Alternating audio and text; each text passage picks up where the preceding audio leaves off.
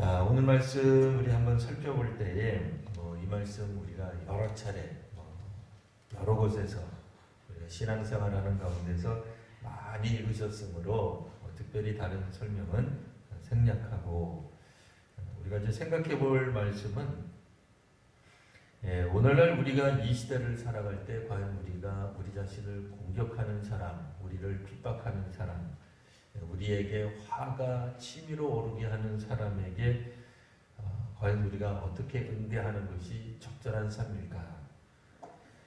오늘날에는 조금만 불편해도 민원을 넣는 시대가 되었습니다. 그래서 공무원들이 우리 일반 시민들 민원 처리하는데 그렇게 애를 많이 쓰신다 그러네요. 한 사람 한 사람의 민원을 다 해결해 주려고 하시다가 우리나라 정부 같은 경우에는 한 20만 명쯤 청원을 하면 정부가 나서서 대답을 꼭 해주겠노라 이런 지경까지 이르렀습니다. 사람들이 살아가는데 갈등이 없을 수 없죠. 부부도 갈등하며 살아가는데 남들이야 더 말할 나위가 없을 겁니다. 근데 이제 문제는 이 갈등을 어떻게 해소할 것인가, 어떻게 해결할 것인가, 이 해결할 수 있는 힘이 어디에 있을까 하는 걸 오늘 한번 살펴보려고 합니다. 물론 오늘 본문 말씀에 나온 것처럼 하나님이 나를 이곳에 먼저 보내신 것입니다. 그러니까 당신들은 너무 근심하지도 말고 한탄하지도 마세요. 이 말은 이제 요셉 자신이 한 거죠. 팔려간 요셉이 한 것이니 다른 사람들이 위기에 빠진 사람, 어려움에 빠진 사람을 위로한답시고 당신이 지금 위기에 빠진 것, 환난에 빠진 것은 하나님이 일부러 당신을 그렇게 말하면 안 됩니다. 그거는 이제 본인이 얘기를 해야 되는 거고요. 자, 근데 여기서 이제 중요한 거는 본인이, 그러니까 우리 자신이 이런 일을 당했을 때에 사실 사람들마다 위기를 당했을 때 그 위기에 응대하는 그 능력, 그 어떤 힘, 이런 것들이 모든 사람이 다 똑같을 수 없습니다. 각자가 다 틀릴 수밖에 없어요. 그럼 어떤 사람들이 이런 이 환난이라 그럴까요? 생각지도 못했던 큰 어려움, 위기를 경험했을 때 이 위기를 잘 극복할 것인가? 그냥 물론 아프죠. 똑같이 아픈 겁니다. 누구는 아프고 누구는 안 아프겠습니까? 형들에게 이렇게 창졸지간 거의 죽음의 공포를 죽이려고 했으니까 사실은 살해 의도를 가졌었죠.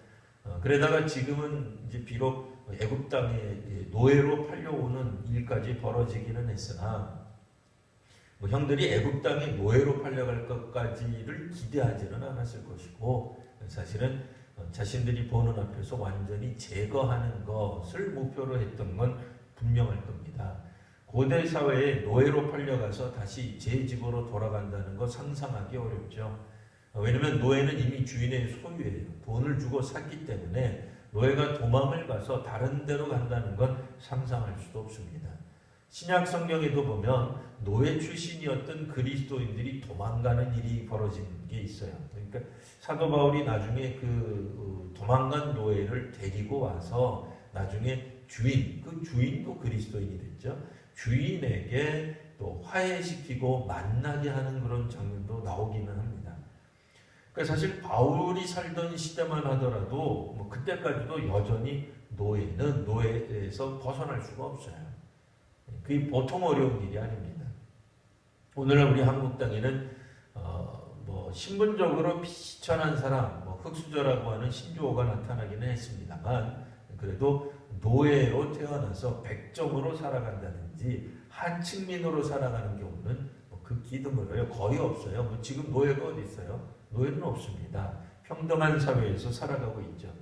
그러나 고대 사회에서 종이 된다고 하는 것, 노예가 된다고 하는 것은 일평생 그의 자손들도 노예로 살 것이 예상되는 거예요. 그러니까 요셉이 살아남았다 할지라도 그의 삶이 예전에 누렸던 그 아버지의 아들로서 누렸던 그 멋진 삶, 행복한 삶, 채색 옷 입고 우리식으로 말하면 색동옷 입는 것은 이제는 끝난 이런 상황인데 형들을 어떻게 보는가 하는 거예요. 오늘 우리로 하여금 눈물 나게 하고 오늘 우리를 마음 아프게 한 사람들을 우리가 만날 때 어떻게 하면 좋습니까? 옛날 60년대, 70년대, 80년대에 우리 한국에 유행했던 이 홍콩 영화가 있어요. 주로 무협 영화. 기억이 잘 안 나실 거예요. 그 영화들의 주제는 대부분 이렇게 뭐 비슷해요. 이렇게 뭐 부모님이나 뭐 혹은 뭐 자기 스승님을 이 악당에 의해서 이렇게 여의게 되죠. 근데 알고 봤더니 자기가 악당 손에서 원수 손에서 자란 거예요. 그래서 한번 이제 대들어요. 자기도 이제 무술을 할 줄 아니까. 근데 이길 수가 없죠. 왜? 자기를 거둬들여가지고 키운 무술을 가르쳐주는 사람이 원수인데 그 원수의 무술을 뛰어넘을 수가 없잖아요. 그래서 뭐 어디 뭐 벼랑리에서 떨어지던지 뭐 거의 죽었다고 생각해서 뭐 어디 이렇게 뭐 이렇게 내버려뒀는데 갑자기 이제 기인을 만나는 거죠. 기연을 만나가지고 무공을 다시 익혀요. 그래서 나중에 뭘 한다? 중요한 거죠. 복수한다. 이게 이제 중요한 거예요. 복수하는 거. 그럼 이제 사람들이 박수치고 참 속이 후련하다. 그럼 그렇지 저렇게 끝내야지 뭐 하는 거예요. 그래도 잘 모르시면 그 미국 영화 중에도 보면 이 서부 영화가 하나 있어요. 서부 영화. 뭐 소위 말하는 뭐 마카로니 웨스턴이라고 불리우는 영화 장르가 있었는데 여기서도 보면은 악당들이 꼭 이렇게 집단 갱을 이루어서 갱단처럼 여러 명이서 어떤 마을을 뭐 이렇게 뭐 초토화를 시키든지 아니면 우리식으로 말을 하면은 뭐 뒷돈을 받고 그 마을을 좀 이렇게 좀 뭐 뒤를 봐준다든지 뭐 그런 이제 악한 일들을 해요. 그래서 원래 있던 보안관이 이제 또 정의를 부르짖다가 갑자기 이제 죽어버리죠. 유탄을 맞고 총탄 맞고 죽어버려요. 또 이제 길 가던 어떤 이제 또 이 정말 총 잘 쏘는 사람이 이제는 총 안 쏠라고 그러는데 뭐 어찌어찌 하다가 보니까 뭐 그런 일들이 얽혀가지고 갑자기 보안관 배지를 달게 되죠. 네. 그리고서 이제 마을 사람들 한두 명 정도가 갑자기 회심해서 이 사람을 도와줘요. 그래서 결국엔 숫자적 열세에도 불구하고 악당들을 물리친다. 네, 다 죽이는 거예요. 뭐 살려주고 그러지 않아요. 이런 거에 사실 우리가 익숙해요. 네. 그래서 어떤 측면에서 보면 이제 피해 복수 뭐 이런 거예요. 뭐 이제 실력 있고 힘 있고 능력이 있는데 사실은 어느 정도 감추었다가 때가 이르게 되면 혹은 그런 실력을 갖추게 되면 가차없이 원수를 제거하는 이런 거에 이제 우리가 많이 익숙해져 있어요. 이제 그러다 보니 오늘 우리도 역사를 바라볼 때 뭐 그것이 뭐 우리 국가적 역사일 수도 있고 개인의 역사일 수도 있어요. 뭐 조금 더 우리가 좀 작게 생각한다 그러면 역사 뭐 우리 시대에 대한민국의 역사보다는 뭐 내가 속해 있는 뭐 동네나 마을이 될 수도 있고요. 내가 속해 있는 직장이 될 수도 있고 뭐 우리는 기독교인이니까 교회의 역사가 될 수도 있는 거예요. 우리 가정의 역사가 될 수도 있어요. 뭐 개인의 역사일 수도 있어요. 문제는 뭐예요? 우리를 여하간 어떤 이유에서든지 간에 공격한 사람들, 우리로 하여금 피눈물을 흘리게 한 사람들, 과연 이들을 우리가 어떻게 대할 것인가? 요셉 같은 경우에 보면은 복수심이 별로 없어요. 안 나타나요. 이걸 이제 말을 잘못하면 그 기독교인들은 무조건 복수를 해서는 안 된다. 뭐 다 사랑으로 감싸 그런 거 아닌 것 같아요. 그러니까 그렇게 억지로 참아내기 위해서 그냥 사실은 분노가 치밀어 오르는데 화가 잔뜩 나는데 화를 억지로 참아내는 건 오늘 성경에서 나타나 있지 않아요. 요셉의 독특한 역사 의식에 있어요. 세계를 바라보면 시간이 흘러가는 것에 대한 독특한 해석에 있다 그 얘기예요. 사실 우리 옛말에도 보면은 세옹지마 뭐 이런 말들이 있어요. 그러니까 우리가 이제 보통 알 수 있는 말 중에는 세옹지마, 그러니까 길명화복이 이게 이제 변화가 심한 거예요. 그래서 한번 뭐 말에서 떨어져가지고 다리가 분질러졌다. 인생 이제 끝났다. 내가 왜 그 말을 타가지고 저 말을 죽여라. 이렇게 해야 되잖아요. 근데 그렇게 인생이 끝나는 게 아니라 알고 봤더니 전쟁이 났다는 거예요. 전쟁이 나서 젊은 남자들은 다 끌려가서 물론 좋은 얘기는 아닙니다만 전사하는데 이 사람은 그만 일전에 낙마한 것 때문에 군인으로 끌려갈 수가 없잖아요. 뭐 다리가 이제 불편한데 다리가 제대로 돼 있지 않은데 전쟁에 나가면 소위 말하는 민폐죠.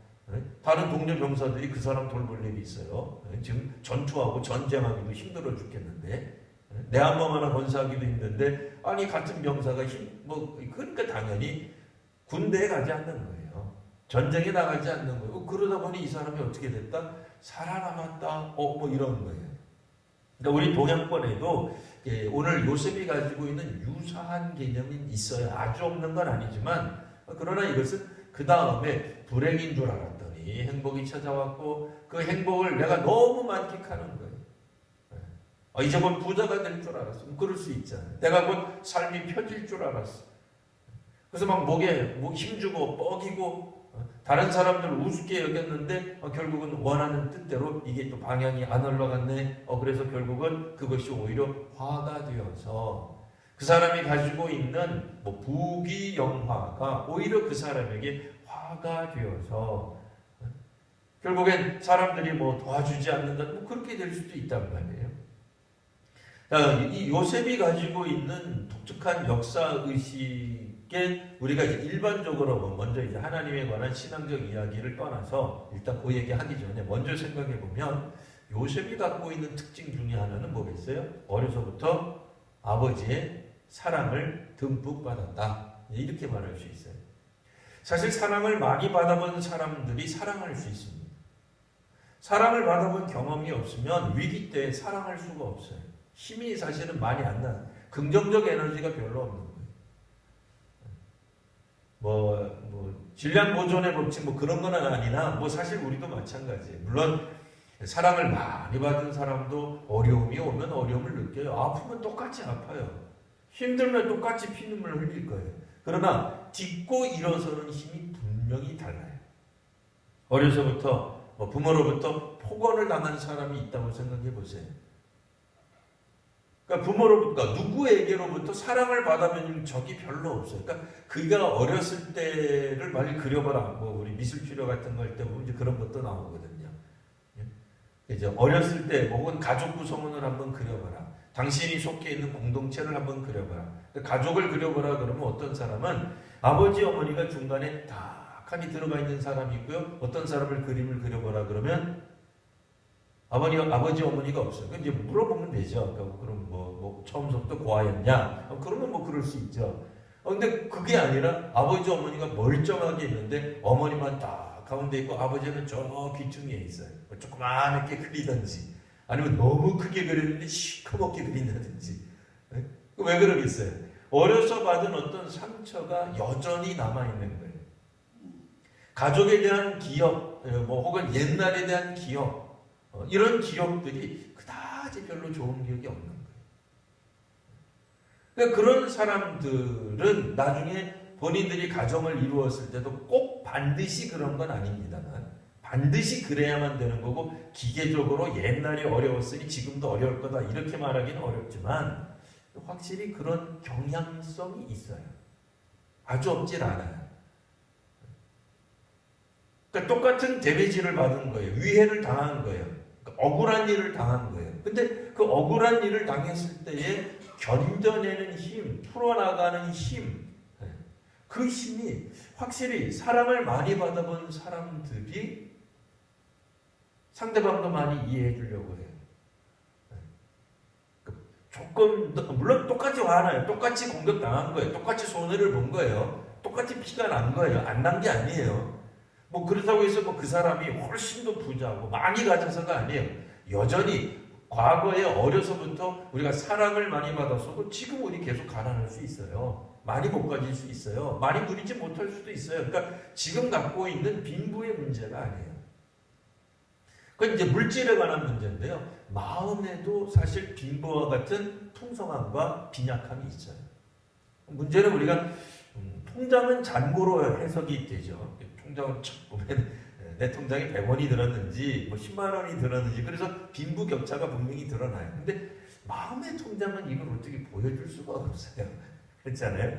우리의 영혼의 통장을 무슨 소로 보여주겠어요. 그러나 그건 언제 드러나느냐? 위기 때에 드러나요. 놀라웠게도.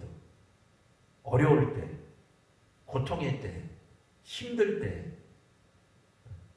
그러니까 나를 공격하는 사람들에게 내가 어떻게 반응할 거냐? 눈에는 눈, 이에는 이로 나갈 것이냐? 물론 즉각적으로 반응하는 사람이 있고 또 약간 내향적인 사람들은 뒤로 소극적으로 공격할 거예요. 반항할 거예요.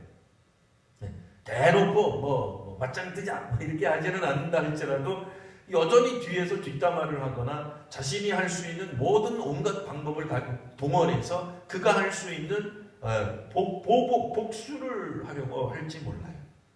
근데 요셉에게서는 복수가 안 나타나요. 물론 성경을 읽으신 분들은 이렇게 얘기할 수도 있어요. 아니 복수하고 싶어도 복수할 수가 없었잖아요. 워낙 떨어져 있으니까. 그죠? 끌려가고 어쩌다가 보니까 형도 눈앞에 있어야 복수를 하지라고 생각할 수 있겠으나 오늘 여기서는 이제 그런 개념으로 보지 마시고 어쨌든 천고 천행 끝에 어쨌든 형들을 만나게 된 거잖아요. 어떤 여유에 있었든 그때 우리가 생각할 수 있는 게 뭐냐 말이에요. 이제는 요셉이 힘이 있어요. 복수할 수 있는 힘이 생긴 거예요. 게다가 상대방들은 아직 내가 요셉인지 눈치채지도 못하고 있어요. 얼마나 좋은 거예요, 이거는. 복수를 하려고 마음만 먹은다 그러면 이처럼 완벽한 타이밍이 어디 있겠습니까? 여지없이 짓밟아주고 공격하고 노예로 삼고 밥은 먹여주더라도 비참하게 만들고 내가 당한 고통, 내가 당했던 그 수많은 세월만큼의 양만큼 고통을 주어도 하등 이상할 것도 없고 또 그렇게 할 만한 위치에도 와 있는 거예요. 얼마든지 복수할 수 있는 상황입니다. 근데 이런 복수를 하지 않는 그 일반적인 원인은 뭘까? 저희가 볼 때는 그가 사랑을 받고 자랐기 때문에 그래요. 그러니까 받은 사랑만큼 언젠가는 다른 사람도 사랑할 수 있게 돼요. 그러니까 오늘 우리도 사실 자녀를 양육할 때 해야 되는 것 중에 하나가 사랑을 많이 베풀어 주셔야 됩니다. 이제 상태가 나빠지도록 지 마음대로 살아가도록 허용해라. 지하철 내에서 고함 지르고 다른 사람 밟고 다니고 해도 내버려둬라. 그런 뜻은 아니에요. 지 마음대로 하도록 그냥 방치해라. 그런 거는 아니에요. 그러나 분명한 것은 사랑을 많이 받았던 경험을 하고 있어야 돼요. 그래야 위기 때에 오늘 우리가 그 위기를 극복해낼 수 있는 힘들이 생길 수 있습니다. 계속해서 고난을 당하고 무시를 당했던 사람, 어려서부터 무시를 많이 당했고 폭행을 많이 당한 사람들은 어떻게 되겠어요? 조그마한 일에도 견뎌낼 수 있는 힘들이 사라져요. 그리고 때가 되면 자신들이 그걸 가지고 복수하게 돼요. 이 요셉이 가지고 있는 이제 본래적인 정말 중요한 특징 중에 하나, 그는 하나님을 믿었다라고 하는 겁니다. 신앙의 힘이 또 있어야 돼요. 물론 이 신앙의 힘은 우리가 참 이야기하기가 어렵습니다. 왜냐하면 요셉만 신앙했던 것이 아니라 요셉의 아버지도 요셉의 형들도 분명히 신앙이 있었을 겁니다. 요셉만 믿음을 갖고 있었던 건 아니잖아요. 이게 설교를 잘못하면 요셉만 믿음을 가진 것처럼 생각돼요. 요셉의 아버지는, 요셉의 형들은 안 믿었던 사람인가요? 그러니까 믿은 사람이니까 안 믿는 사람 무조건 받아주는 거 그거 아니에요. 사실 훨씬 더 어려운 게 가족이에요, 이 사람들이. 우리를 공격하는 사람이 다름 아니라 사랑의 관계에 있는 사람이다 말이에요. 이거를 어떻게 우리가 용서하고 받아줄 것인가? 요셉이 놀랍게도 우리가 익히 알고 있는 바와 같이 요셉의 아버지도 형들도 마찬가지였으나 어쨌든 요셉도 신앙의 사람이었어요.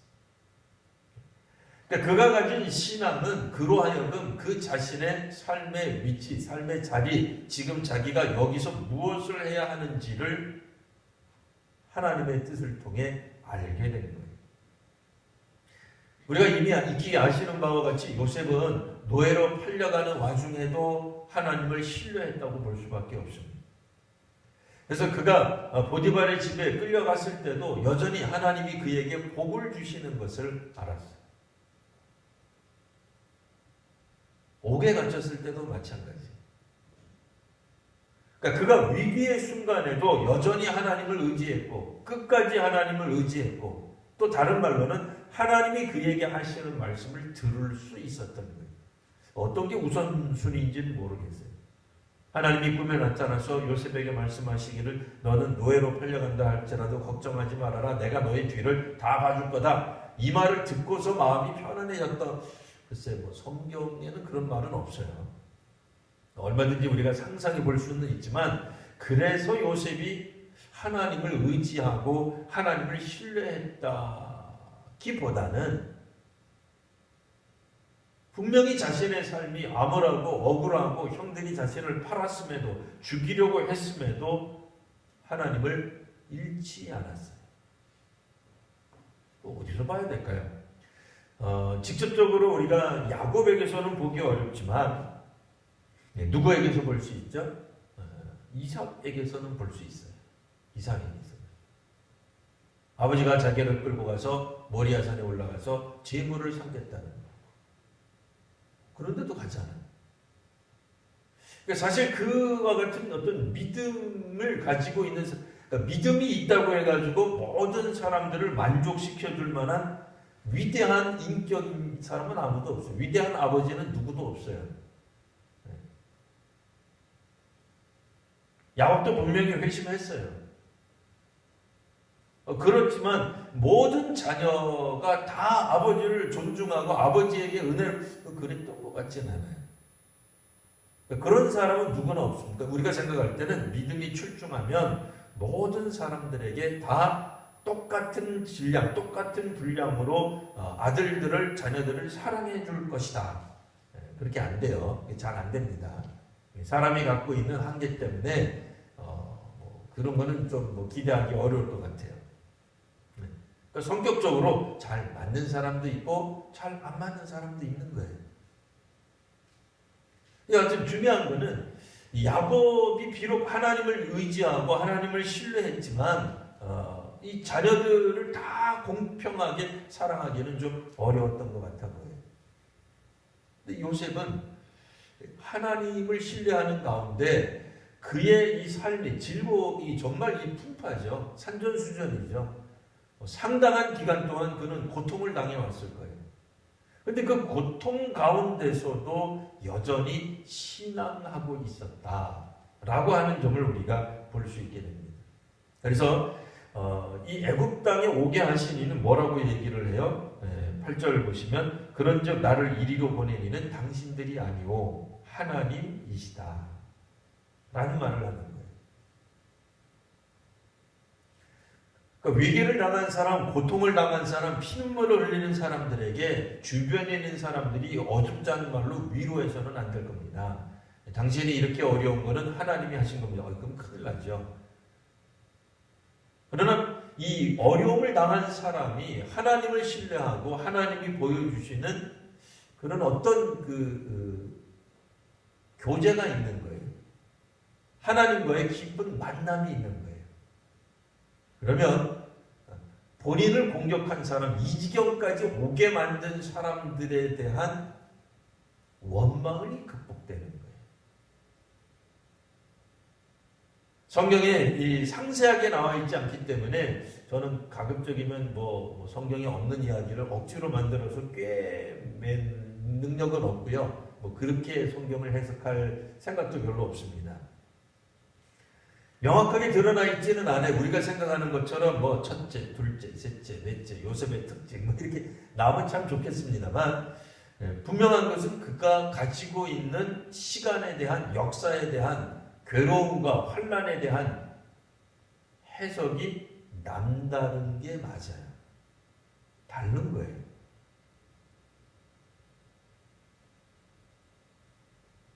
그러니까 복수하는데 그의 능력을 사용하지 않습니다. 그의 힘을 사용하지 않습니다. 현재 그가 가지고 있는 수많은 자원들을 동원해서 얼마든지 복수할 수 있지만 복수하는데 사용하지 않는다는 점. 그게 놀라운 거죠. 요셉이 총리 대신이 됐기 때문에 그럴까요? 그렇지 않아요. 사실은 그가 전에 가졌던 비전 때문일 거예요. 그가 가졌던 비전이 있잖아요. 꿈. 그가 가졌던 그 꿈은 이제 그의 순종을 통해서 그의 현실 속에 나타나는 겁니다. 하나님과 동행하고 하나님이 이끄시는 삶이 그에게 있어서는 비전이었어요. 왜냐하면 그가 보고자 했던 그런 비전이 아니라 하나님이 보여주신 것이기 때문에 그래요. 저는 그런 의미에서 우리 교회에 비전을 제시하라. 목사가 비전을 제시하라. 참 어려운 얘기죠.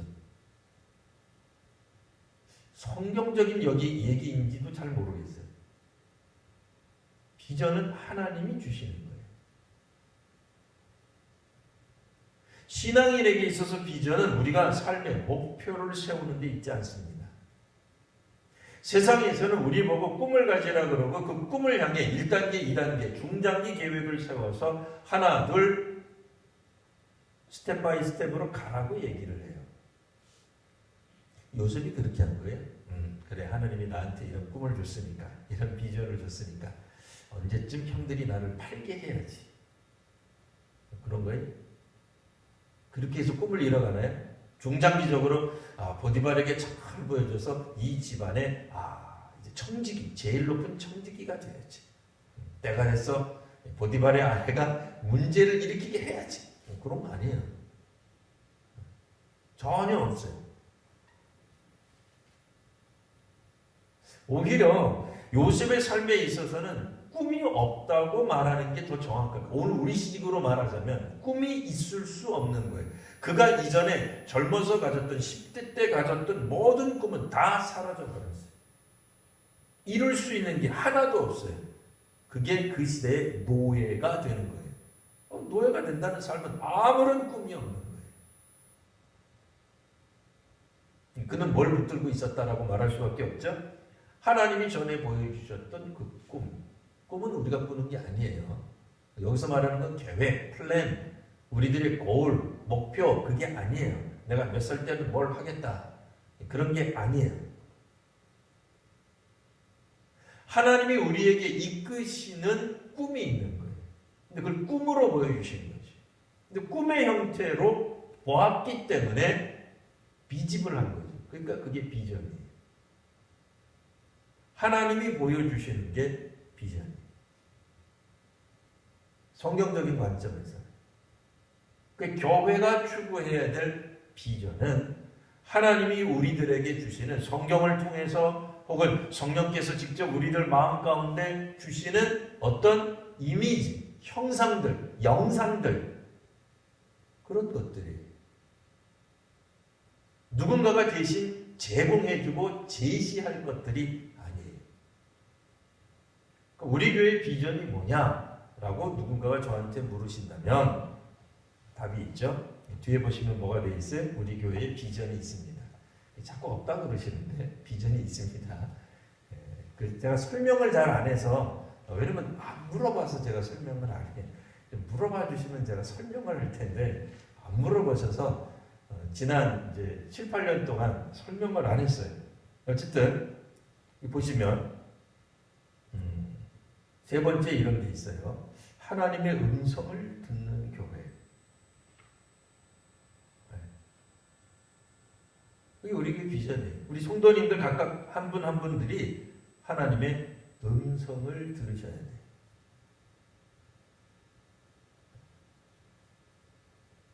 자, 하나님에 의해 사역하는 교회, 하나님이 먼저 나가시는 것을 우리가 볼 줄 아는 거예요. 오늘 여기 나오잖아요. 나를 보내신 이는 하나님이시라. 하나님에 의해 내 삶이 방향 지어졌습니다. 라고 얘기를 하는 거예요. 하나님이 계시는 교회, 두 번째 그렇게 되어 있죠. 그가 확신을 가진 거예요. 형님들이 아닙니다. 나를 보내신 이는 하나님이십니다.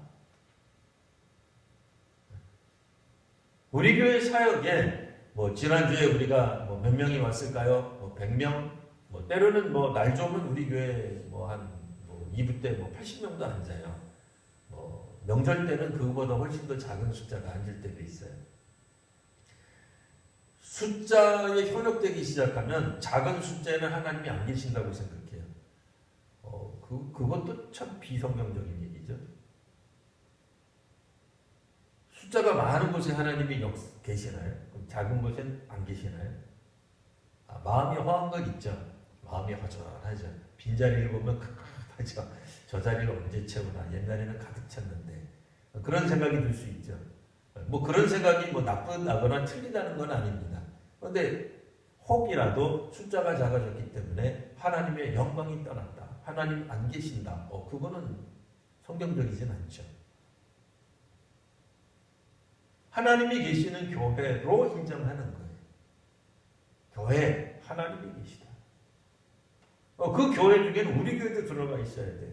한국 교회만 있는 게 아니라 우리 교회도 하나님이 계시는 교회다. 그러니 하나님의 음성을 들을 수 있는 거죠. 하나님에 의해 사역할 수 있게 되는 거예요. 하나님이 먼저 가시는 거예요. 이스라엘 앞서서 나아가시는 하나님을 보시는 거예요. 전투뿐 아니라 내 인생의 앞길에도 하나님이 먼저 가고 계시는 거예요.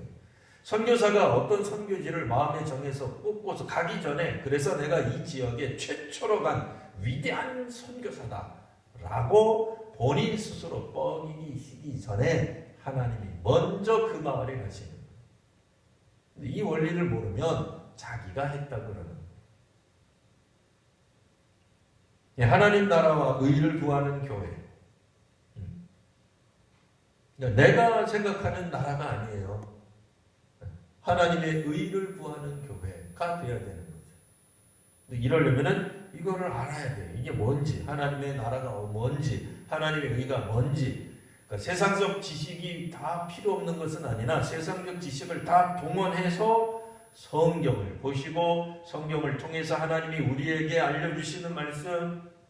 이건 이제 우리가 이제 장로교이기 때문에 성경 말씀을 이야기를 하는 거예요.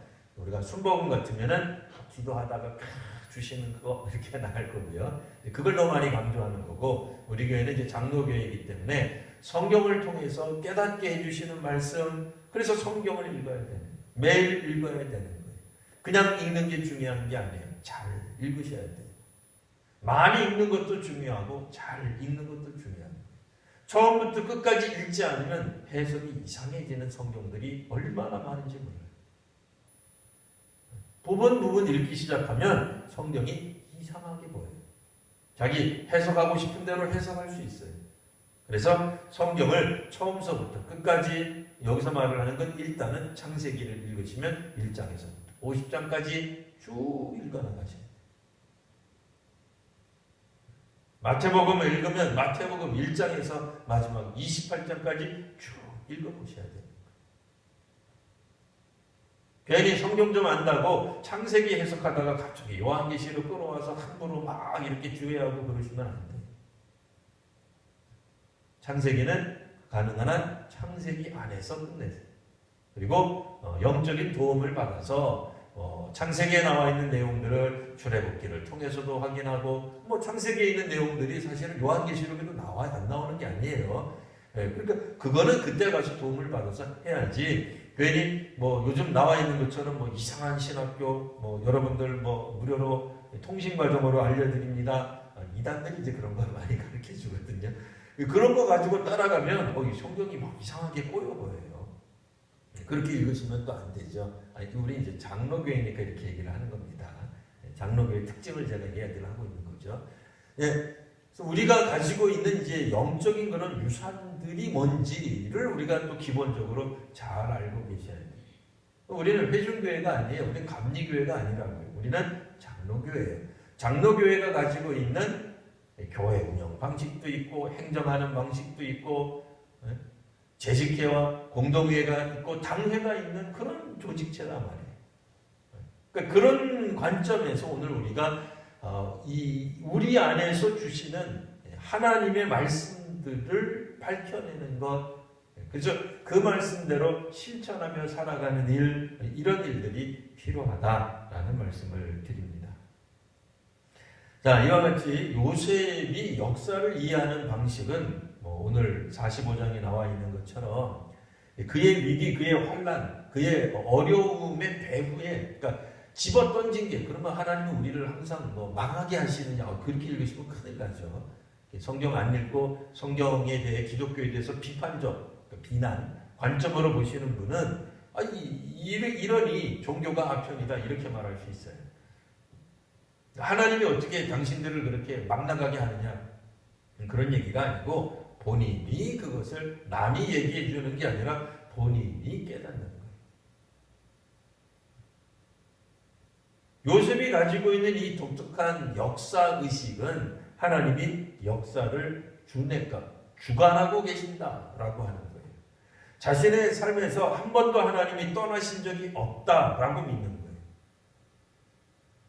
그러니 자기를 공격한 형들에 대해 복수하려는 감정이 있지 않은 거예요. 억지로 사랑해서가 아니에요.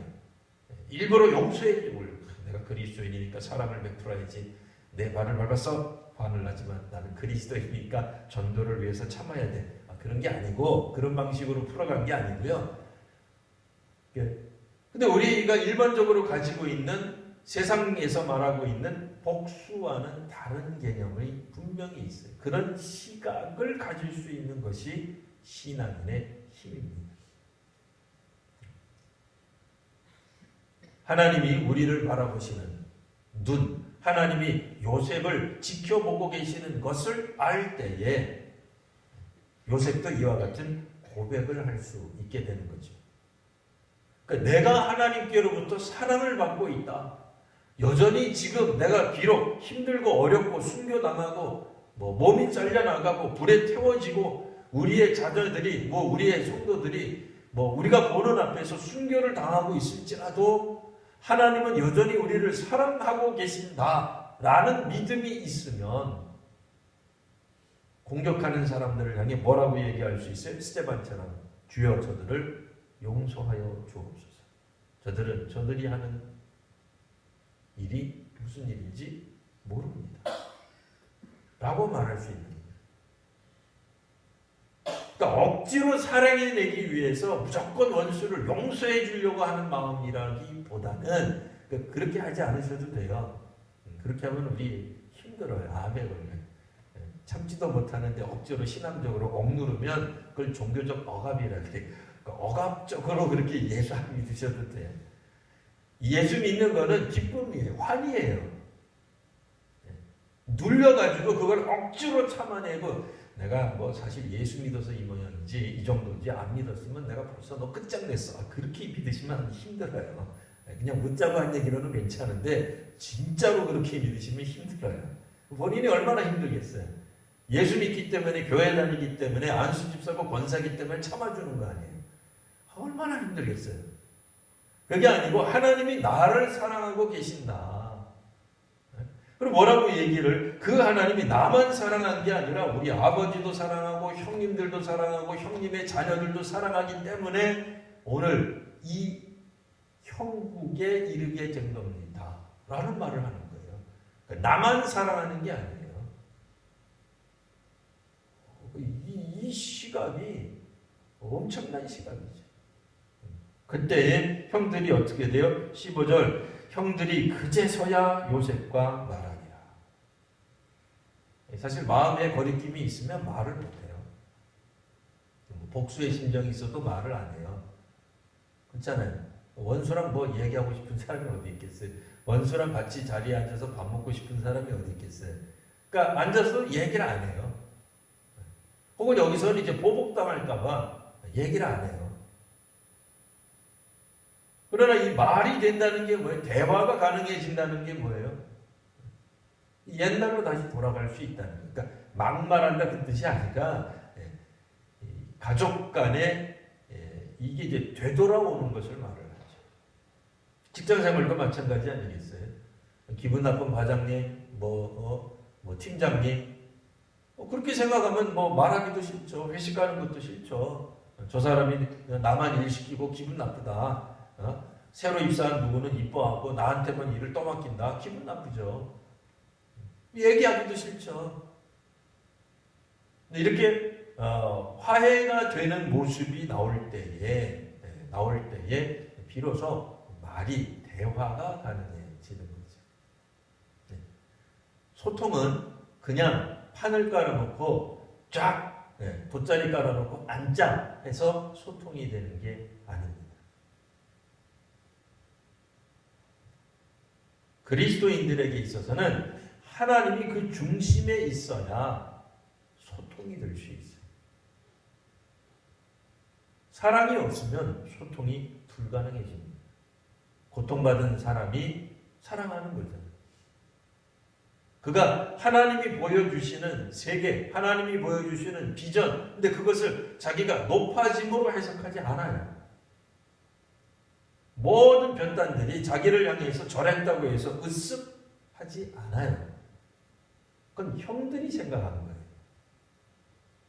뭐 우리가 너한테 절한다고 뭐 이렇게 된 거는 그 나머지 사람들의 요셉이 그렇게 생각하진 않았어요. 권력을 누리는 것을 희망하거나 그것을 즐겨하는 게 아니에요.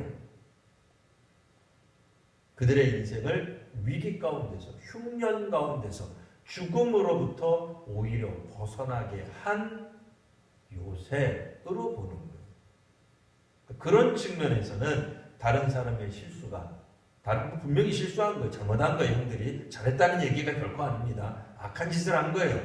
악한 일이 악으로 끝나지 않고 선으로 종결되는 것이죠.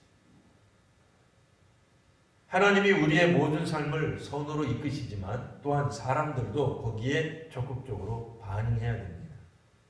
우리가 믿음으로 순종하고 반응할 때에 우리에게 모든 것들이 합력하여 선을 이루게 되는 것입니다. 여전히 우리는 꽁하고 있고 삐져 있고 마음에 칼을 품고 있으면서 모든 것이 합력하여 선이 될 거야. 그런다고 해서 선이 되는 게 아니에요. 본인이 벌써 기쁨이 없는데 그 마음 가운데 무슨 선이 일어나겠어요? 형들을 볼 때 분노에 사로잡히는데 무슨 선이 일어나겠어요? 다시 한번 말씀드리지만 만에 하나 요셉이 형들에게 분노를 느꼈다면 오늘 우리들의 시각으로는 그 분노는 어떤 분노? 정당한 분노라니까요. 지당한 분노라니까요. 틀리지 않는다니까요.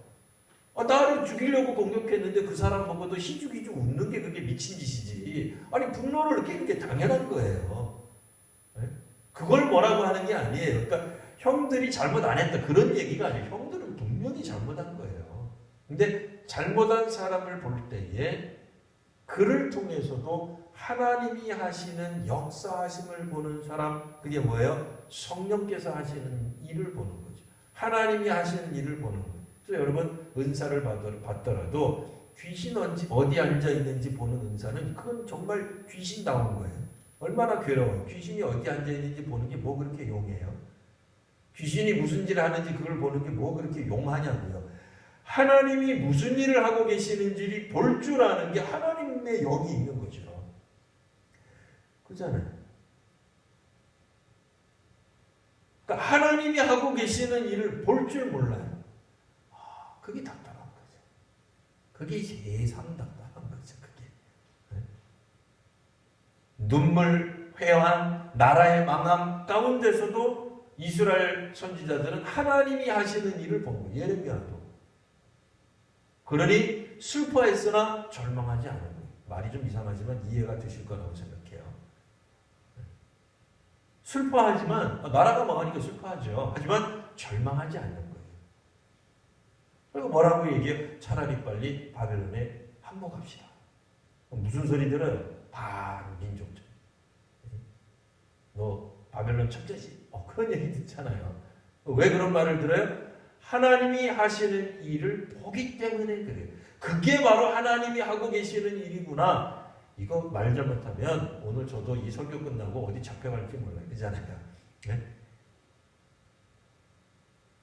몽골이 우리 조선을 침략했는데 하나님 하시는 일, 그럼 조선시대에 제가 과연 살아남을 수 있었을까요? 이거 못 살아남죠. 네?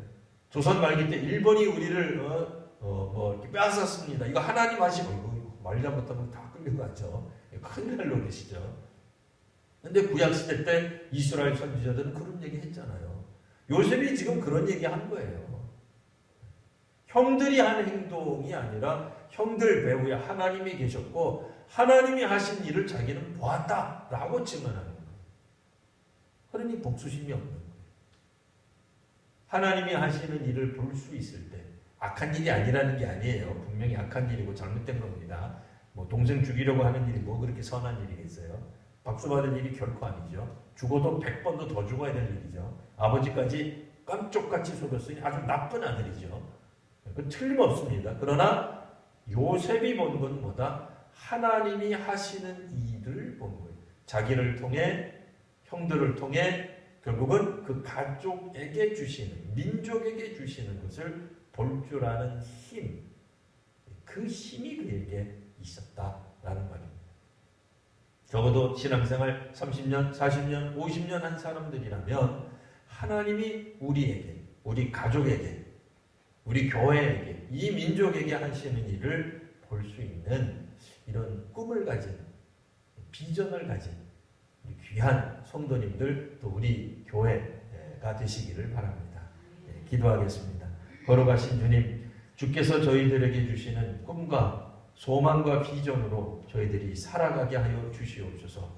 높아지는 것이 목표가 아니라 하나님이 이루시는 그 일들을 볼 수 있는 힘을 허락하여 주시고, 우리가 지금 눈물 흘리고 있다고 해서, 어렵다고 해서, 우리를 공격하는 사람이 있다고 해서 우리가 하나님을 놓치지 않는, 하나님을 끝까지 바라볼 수 있는 눈을 허락하여 주옵소서. 거룩하신 우리 구주 예수님 이름으로 기도드리옵나이다. 아멘.